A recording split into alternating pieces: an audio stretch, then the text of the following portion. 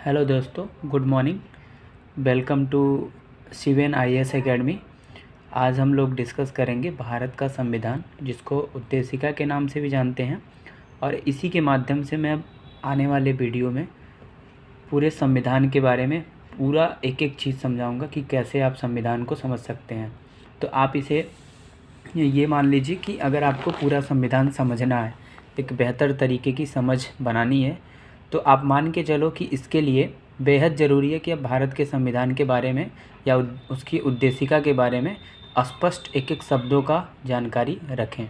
तो यही मेरा एक प्रयास है छोटा सा। और ठीक है, आप लोग इसको ध्यान से समझें और इसको इतना ध्यान से सुनेंगे कि इससे रिलेटेड मैं आने वाले टाइम में कम्युनिटी पोस्ट में कुछ क्वेश्चंस भी डालूँगा, जिसका आंसर आप लोगों को देना होगा। और वो क्वेश्चंस या उसके बेसिस पे questions UPSC, UPPCS, SSC, CGL, bank, railway, NDA, CDS, इन सभी परीक्षाओं में पूछे जा चुके हैं। ठीक है, तो आइए हम डिस्कस करते हैं। भारत का संविधान एक उद्देशिका के रूप में भी जिसे जानते हैं, और के.एम. मुंशी एक संविधान के काफ़ी अच्छे जानकार हैं। उनका एक स्टेटमेंट यहाँ पे मैं पढ़ूंगा, जो कि यहाँ पे मेंशन नहीं है। यहाँ पे मेंशन ये चीज़ का नहीं है। ठीक है, वो क्या है कि जो संविधान का रास्ता है या जो संविधान की कुंजी है, उसको हम उद्देशिका को ही कहते हैं। यानी कि उद्देशिका संविधान की एक कुंजी है। यानी कि अगर आपको उद्देशिका की एक समझ हो जाए, बेहतर समझ आप समझ पाएंगे, तो उसके माध्यम से क्या होगा कि आप पूरे संविधान को एक एक चीज़ों को समझ पाएंगे। ठीक है, प्रस्तावना के बाद आप देखेंगे कि संविधान के निर्माण के लिए कौन कौन सी कमेटी गठित हुई है, क्या क्या चीज़ें हुई हैं। जैसे प्रारूप समिति का नाम सुनते हैं आप, मूल अधिकार है, मौलिक कर्तव्य हैं, डीपीएसपी है जिसको directive principles of state policy बोलते हैं।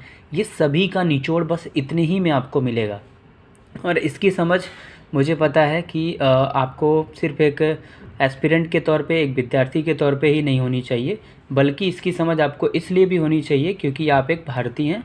और भारतीय होने के नाते आप एक अगर नागरिक भी हैं, तो निश्चित तौर पे आपको अपनी नागरिकता के लिए या अपने इसके भारत देश के समझ के लिए आपको इसके बारे में जानना चाहिए। तो ठीक है, आइए मैं इसके बारे में समझाते हुए और रीड करते हुए आपको बताऊंगा।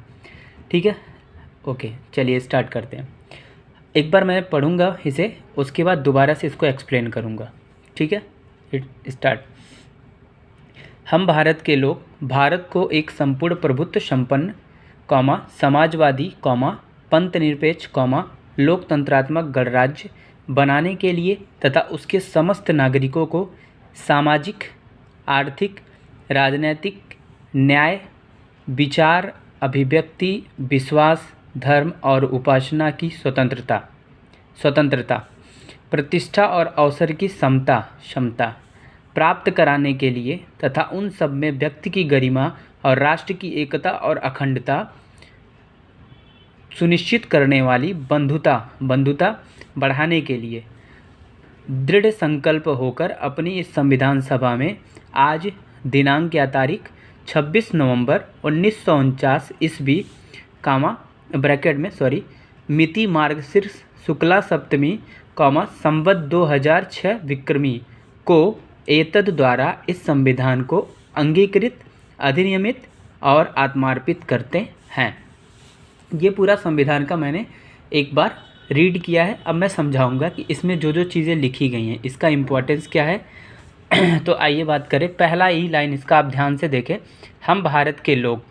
ठीक है, इसका मतलब ये जो संविधान के अंदर जितनी भी बातों का या इसको जो भी ताकत मिली हुई है हमारी संविधान को, वो सारे के सारे जो सोर्स हैं वो कौन है? हम भारत के लोग हैं। ये पहली लाइन का ये वाला जो पार्ट है, हम भारत के लोग, यानी कि पूरी शक्तियाँ भारत के लोगों में समाहित है। ठीक है, आगे बात करें। भारत को एक संपूर्ण प्रभुत्व संपन्न, जो प्रभुत्व संपन्न की बात है, आप इसको समझ पा रहे होंगे अगर तो अच्छी बात है, नहीं तो इसको हम चैप्टर के अंदर भी पढ़ेंगे। बस आपको शॉर्ट में मैं बता दूं कि संपूर्ण प्रभुत्व संपन्न का ये मतलब है कि हमारे ऊपर किसी भी अन्य देशों का या किसी भी अन्य संस्थाओं का किसी भी प्रकार का कोई, चाहे बाह्य मामला हो चाहे आंतरिक मामला हो, कोई भी इसमें दखल और हस्तक्षेप नहीं होगा। ठीक है, उसके बाद हम समाजवाद की बात करते हैं। तो समाजवाद के विभिन्न रूप हैं। ठीक है, ठीक है। समाजवाद के विभिन्न रूप हैं जैसा कि आपको देखने को मिलेगा।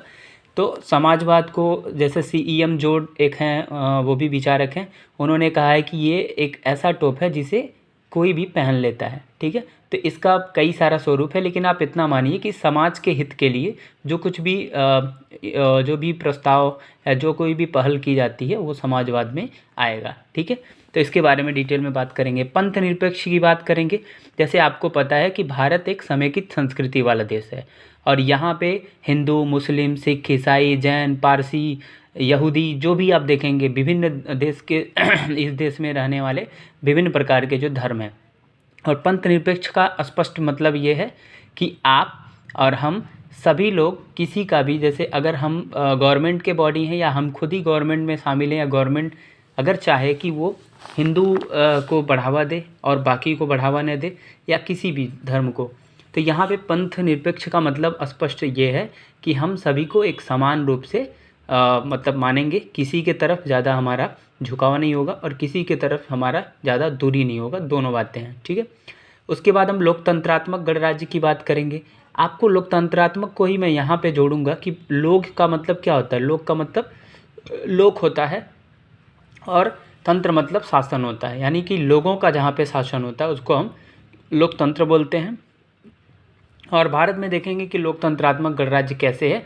लोकतंत्र के साथ गणराज्य क्या होता है। गणराज्य का सीधा सा क्वेश्चन भी पूछा हुआ है UPSC में, UPPCS में भी, कि गणराज्य का मतलब क्या होता है। तो गणराज्य ये होता है कि आपका जो भी आपके देश का जो हेड ऑफ़ द स्टेट होगा वो इलेक्टेड होना चाहिए।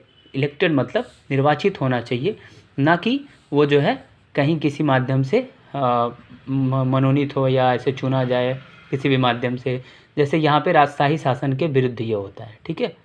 चलिए, यहाँ तक की बातें क्लियर। फिर उसके समस्त नागरिकों के लिए भी कुछ बातें कही गई हैं। तो यहाँ पे मैं एक बात बता दे रहा हूँ बहुत स्पष्ट तौर पे कि सामाजिक, आर्थिक और राजनीतिक न्याय की बात है यहाँ पे। ठीक है। यानी कि न्याय कितने प्रकार की हैं, ध्यान दीजिएगा। ये UPPCS का क्वेश्चन रहा है पिछले वर्षों में कि कुल कितने प्रकार की न्याय, कितने प्रकार की स्वतंत्रता और कितने प्रकार की समता की बात भारतीय संविधान के प्रस्तावना के अंतर्गत किया गया है। ठीक है। तो इसका आंसर क्या हो जाएगा। न्याय है यहाँ पे 3 प्रकार की, एक सामाजिक, दूसरा आर्थिक, तीसरा राजनीतिक न्याय। ठीक है। उसके बाद हम स्वतंत्रता की बात करें तो यहाँ पे 5 प्रकार की स्वतंत्रता है। पहला विचार, दूसरा अभिव्यक्ति, तीसरा विश्वास और चौथा धर्म है, पांचवा उपासना है। यानी कि 5 प्रकार की स्वतंत्रता की बात यहाँ पे की गई है। ठीक है। और हम अगर बात करें समता की, जिसको कई लोग सामान्य तौर पर समानता भी समझ बैठते हैं, लेकिन दोनों में बहुत माइन्यूट सा डिफरेंस है, मैं समझाऊंगा उसको। बट अभी यहाँ पे देखिए, समता 2 प्रकार की, एक प्रतिष्ठा है, दूसरा अवसर है। तो 2 प्रकार की समता की बात है। यानी कि 3 प्रकार के न्याय और 5 प्रकार की स्वतंत्रता और 2 प्रकार के समता की बात यहाँ पे कही गई है। और उन सब में व्यक्ति की गरिमा, मतलब कि जो व्यक्ति का डिग्निटी है ना, हर व्यक्ति का अपना अपना मूल्य है। ऐसा नहीं है कि किसी व्यक्ति के साथ आप मतलब किसी भी स्तर का व्यवहार करें और वो स्वीकार्य होगा समाज को या हमारे देश के संविधान को या प्रस्तावना को। ठीक है। तो ये भी बात यहाँ पे। राष्ट्र की एकता और अखंडता की बात, जैसे आपको पता है कि भारत एक विविधता वाला देश है और यहाँ पे डाइवर्सिटी इन इंडिया की बात होती है। मतलब आप कितना भी यहाँ पे देखेंगे कि विविधता है, उसके बाद भी यहाँ पे एकता शामिल है। और इसी के साथ साथ बंधुता जैसे बात की गई है कि हम सब एक दूसरे से भाईचारा का बर्ताव करें और एक दूसरे से मिलजुल के रहें। ये सारी बातों के माध्यम से मैं आपको दिखाऊंगा आने वाले आगे चैप्टर्स में, आगे टॉपिक में। चाहे आप NCERT की बुक उठाइए, चाहे एडवांस लेवल की आप लक्ष्मीकांत की बुक उठाइए, कोई भी आप बुक उठाएंगे, उन सभी चीज़ों में इन्हीं में से सारी बातें कही गई हैं। इन्हीं के चारों तरफ इर्द गिर्द घूमती रहती हैं पूरी पॉलिटी आपकी, जो इंडियन पॉलिटी है। ठीक है। और मैं इसका आइडिया आपको दूंगा एक नए और बेहतर तरीके से, आपको एक समझ डेवलप होगी और पॉलिटी जैसे कभी भी पॉलिटी जैसे सब्जेक्ट में आपको समस्या नहीं आएगी। ठीक है। इसके आगे हम बात करें, दृढ़ संकल्प होकर अपनी संविधान सभा में आज तारीख 26 नवंबर 1949, ये डेट भी याद रख सकते हैं कि किस दिन इसको अंगीकृत, अधिनियमित और आत्मार्पित किया गया था। तो वो डेट है 26 नवंबर 1949। और आप सभी को जानकारी के लिए बता दूं कि ये वही 26 नवंबर का दिन है जिस 26 नवंबर को हम क्या मनाते हैं, संविधान दिवस के रूप में भी इसे मनाते हैं। ठीक है। ये भी आपका एक क्वेश्चन हो गया। और वर्ष की बात करें तो 1949 है, आप इसको याद रख सकते हैं। ठीक है। संविधान सभा के बारे में भी आप डिटेल में पढ़ेंगे आगे आने वाले चैप्टर में, जब संविधान निर्माण हम पढ़ेंगे तब, ठीक है। को इसके बाद ये मिति मार्गशीर्ष शुक्ला सप्तमी संवत 2006 विक्रमी को एतद द्वारा इस संविधान को क्या किया गया, अंगीकृत, अधिनियमित और आत्मार्पित करते हैं, ठीक है। ये रहा पूरा एक जो है प्रस्तावना के बारे में परिचय और एक समझ कि किस लेवल पे जाकर के आपको चीज़ों को समझना होता है और कैसे आप समझ पाएंगे। प्रस्तावना मतलब कि की of the Indian constitution. So you have to know all about the preamble of Indian Constitution first of all. After that you will be get all the ideas of the Indian Constitution. That's it at my own level.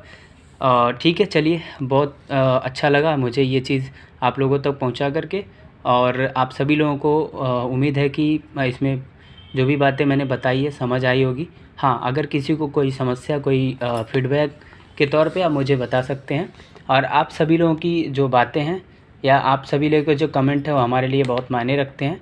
आप मुझे सुझाव और सलाह कोई भी प्रकार का हो तो दे सकते हैं, उसके लिए स्वागत है, ठीक है।